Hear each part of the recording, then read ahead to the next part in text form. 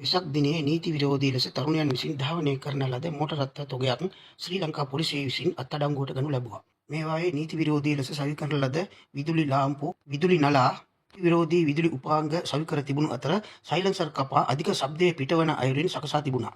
අමතරව මාර්ගයේදී නීති කඩවන අයුරින් දිසා ආනති නොතකා, විදුලි සංඥා නොතකා මාර්ග නීති ගැන කිසිම තැකීමක් නොකොට මේ යතුරු පැදි ධාවනය කර තිබෙනවා. ඊට අමතරව ඇතම් පුද්ගලයන්ගේ රියදුරු බලපත්‍රයේද යතුරු පැදියට අවශ්‍ය අනිකුත් නීතිමය ලියකියවිලිද නොමැතිව ධාවනය කොට තිබුණා. මෙලෙස මොවුන් අත්අඩංගුවට ගැනීම පළමු වතාවට කරුණු පැහැදිලි කොට අවවාද කර මොවුන් මුදාහරුම් ලැබ තිබෙනවා. ශ්‍රී ලංකාවේ තිබෙන මාර්ග නීති මොනම අවස්ථාවකවත් කඩ කිරීමේ හැකියාවක් නැහැ. ඇතම් උත්සව අවස්ථාවලදී, මංගල උත්සව අවස්ථාවලදී, දන්සැල් අවස්ථාවලදී, අවුරුදු උත්සව අවස්ථාවලදී සහ බයිසිකල් තරඟ පවතින අවස්ථාවලදී යතුරු පැදි සහ අනිකුත් මෝටර් රථ මාර්ග නීති උල්ලංඝනය කරමින් මාර්ගයේ ධාවනය කිරීම පුරුද්දක් කොට තිබෙනවා. මාර්ග නීති උල්ලංඝනය කිරීම මාර්ගයේ ධාවනය යන කිසිම මෝටර් රථයකට සිදු කළ නොහැකි. ලංකාවේ පවතින නීතිය ජනාධිපතිතුමාගේ සිට පහළ පුරවැසියා දක්වාම එකසේ පොදුවන අතර ඒ කිසිම කෙනෙකුට මාර්ග නීති උල්ලංඝනය කොට ධාවනය කිරීමේ හැකියාවක් ලැබෙන්නේ නැහැ.